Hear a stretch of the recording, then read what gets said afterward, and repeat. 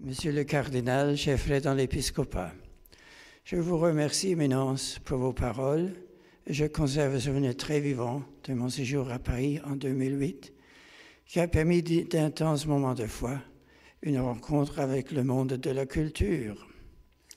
Dans le message que je vous ai adressé à l'occasion du rassemblement à l'ordre que vous avez organisé en mars dernier, j'ai rappelé que le Concile Vatican II a été et demeure un authentique signe de Dieu pour notre temps. C'est particulièrement vrai dans le domaine du dialogue entre l'Église et le monde, ce monde avec lequel elle vit et agit, et sur lequel elle veut répandre la lumière qui irradie de la vie divine. Vous le savez, plus l'Église est consciente de son être et de sa mission, plus elle est capable d'aimer ce monde, de porter sur lui un regard confiant, inspiré de celui de Jésus, sans céder à la tentation du découragement ou du repli. Et l'Église, en remplissant sa propre mission, concourt déjà par là même à l'œuvre civilisatrice, et elle y pousse, dit le Concile. Votre nation est riche d'une longue histoire chrétienne que ne peut être ignorée ou diminuée et qui témoigne avec éloquence de cette vérité qui configure encore aujourd'hui sa vocation singulière. Non seulement les fidèles de vos diocèses, mais ceux du monde entier attendent beaucoup, n'en doutez pas, de l'Église qui est en France. Comme pasteurs, nous sommes bien sûr conscients de nos limites, mais confiants dans la force du Christ, nous savons aussi qu'il nous revient d'être les héros de la foi, qui doivent, avec les prêtres et les fidèles, témoigner du message du Christ, de telle façon que toutes les activités terrestres des fidèles puissent être baignées de la lumière du Christ. L'année de la foi nous permet de grandir en confiance dans la force et la richesse intrinsèque du message évangélique. À combien de reprises avons-nous pas constaté que ce sont les mots de la foi, ces mots simples et directs qui sont chargés de la sève de la parole divine, qui touchent le mieux les cœurs et les esprits et apportent les lumières les plus décisives.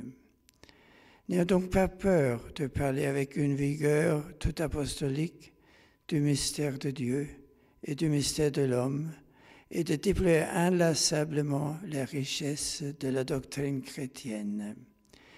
Il y a en elle des mots et des réalités, des convictions fondamentales et des modes de raisonnement qui peuvent seuls porter l'espérance dont le monde a soif. Dans les débats importants de société, la voix de l'Église doit se faire entendre sans relâche et avec détermination.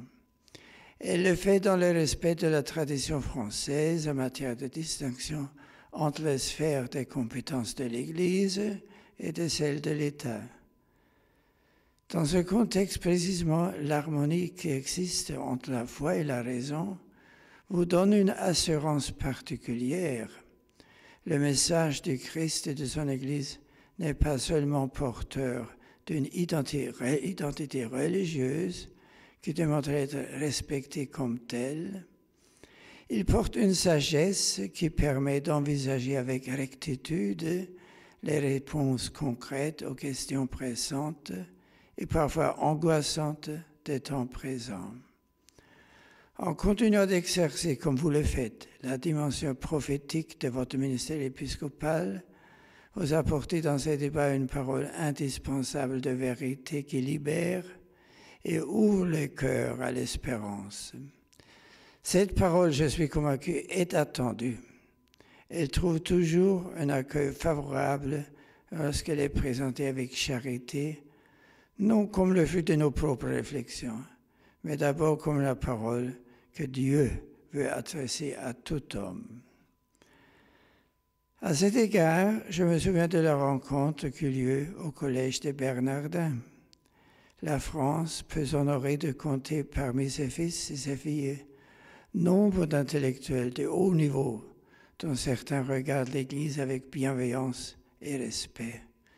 Croyants ou non, ils sont conscients des immenses défis de notre époque, où le message chrétien est un point de repère irremplaçable.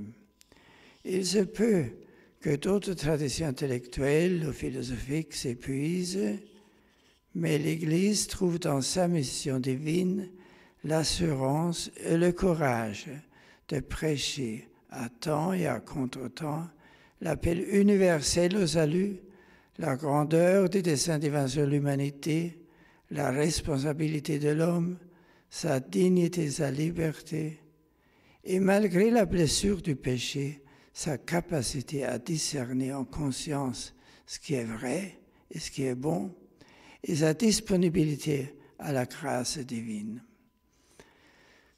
Au Bernardin, j'avais vu le rappeler que la vie monastique, tout orientée vers la recherche de Dieu, le Quaere Deum, réjaillissait en source de renouveau et de progrès pour la culture. Les communautés religieuses, et notamment monastiques de votre pays, que je connais bien, peuvent compter sur votre estime et vos soins attentifs dans le respect du charisme propre à chacune. La vie religieuse, au service exclusif de l'ordre de Dieu, à laquelle rien ne peut être préféré, est un trésor dans vos diocèses. Elle apporte un témoignage radical sur la manière dont l'existence chrétienne, précisément lorsqu'elle se met entièrement à la suite de Christ, réalise pleinement la vocation humaine à la vie bienheureuse. La société tout entière, et non seulement l'Église, est grandement enrichie par ce témoignage. Offert dans l'humilité, la douceur et le silence, il apporte pour ainsi dire la preuve qu'il y a davantage dans l'homme que l'homme lui-même. Comme le rappelle le Concile, l'action liturgique de l'Église fait aussi partie de sa contribution à l'œuvre civilisatrice. La liturgie est en effet la célébration de l'événement central de l'histoire humaine, le sacrifice rédempteur du Christ. Par là, elle témoigne de l'amour dont Dieu aime l'humanité. Elle témoigne que la vie de l'homme a un sens et qu'il est par vocation appelé à partager la vie glorieuse de la Trinité. L'humanité a besoin de ce témoignage. Elle a besoin de percevoir, à travers les célébrations liturgiques, la conscience que l'Église a de la Seigneurie de Dieu et de la dignité de l'homme. Elle a le droit de pouvoir discerner par-delà les limites qui marquent toujours ses rites et ses cérémonies, que le Christ est présent dans le sacrifice de la messe et dans la personne du ministre. Sachant le soin dont vous cherchez à entrer vos célébrations liturgiques, je vous encourage à cultiver l'art de célébrer, à aider vos prêtres dans ce sens, à œuvrer sans cesse à la formation liturgique des séminaristes et des fidèles. Le respect des normes établies exprime l'amour et la fidélité à la foi de l'Église au trésor de grâce qu'elle garde et transmet. La beauté des célébrations, bien plus que les innovations et les accommodements subjectifs, fait œuvre durable et efficace d'évangélisation. Grande est aujourd'hui votre préoccupation pour la transmission de la foi aux jeunes générations. De nombreuses familles dans votre pays continuent à l'assurer. Je bénis et j'encourage de tout cœur les initiatives que vous prenez pour soutenir ces familles, pour les entourer de votre sollicitude, pour favoriser leur prise de responsabilité dans le domaine éducatif. La responsabilité des parents dans ce domaine est de bien précieux que l'Église défend et promeut autant comme une dimension inaliénable et capitale des biens communs de toute la société, qui est comme une exigence de la dignité de la personne et de la famille. Vous savez aussi que les défis ne manquent pas dans ce domaine, qu'il s'agisse de la difficulté liée au passage de la foi reçue, familiale, sociale, de celle de la foi assumée personnellement au seuil de l'âge adulte, ou encore de la difficulté d'une véritable rupture dans la transmission lorsque se succèdent plusieurs générations désormais éloignées de la foi vivante. Il y a également l'énorme défi à vivre dans une société qui ne partage pas toujours les enseignements du Christ et qui parfois cherche à ridiculiser ou à marginaliser l'Église en désirant la confiner dans l'unique sphère privée. Pour relever ces immenses défis, l'Église a besoin de témoins crédibles. Le témoignage chrétien enraciné dans le Christ et vécu dans la cohérence de vie et l'authenticité est multiforme, sans schéma préconçu. Il naît et se renouvelle sans cesse sous l'action de l'Esprit Saint. En soutien à ce témoignage, le catéchisme de l'Église catholique est un instrument très utile car il manifeste la force et la beauté de la foi. Je vous encourage à le faire connaître largement, particulièrement en cette année où nous célébrons le 20e anniversaire de sa publication. À la place qui est la vôtre, vous rendez aussi témoignage par votre dévouement, votre simplicité de vie, votre sollicitude pastorale et par-dessus tout par votre union entre vous et avec les successeurs de l'apôtre Pierre. Conscient de la force de l'exemple, vous saurez aussi trouver les mots et les gestes pour encourager les fidèles à incarner cette unité de vie. Ils doivent sentir que leur foi les engage, qu'elle est pour la libération et non fardeau, que la cohérence est source de joie et de fécondité. Cela veut aussi bien pour leur attachement et leur fidélité à l'enseignement moral de l'Église que par exemple pour le courage à afficher leurs convictions chrétiennes sans arrogance, mais avec respect dans les divers milieux où ils évoluent. Ceux d'entre eux qui sont engagés dans la vie publique ou dans ce domaine, une responsabilité particulière.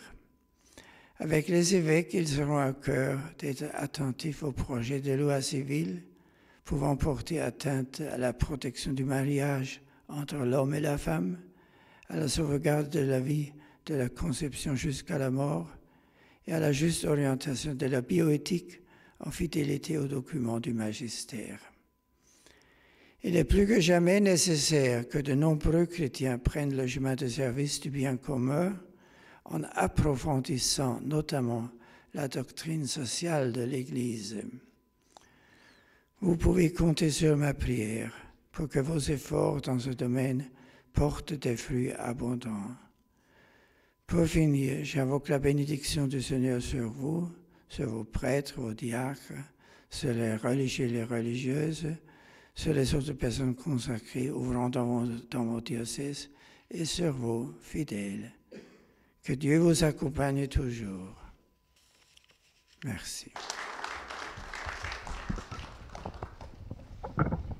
Sit nomen Domini benedictum. Ex hoc nunc et usque in saeculum. Adiutorium nostrum in nomine Domini. Qui fecit caelum et terra. Benedicat vos omnipotens Deus, Pater et Filius et Spiritus Sanctus. Amen.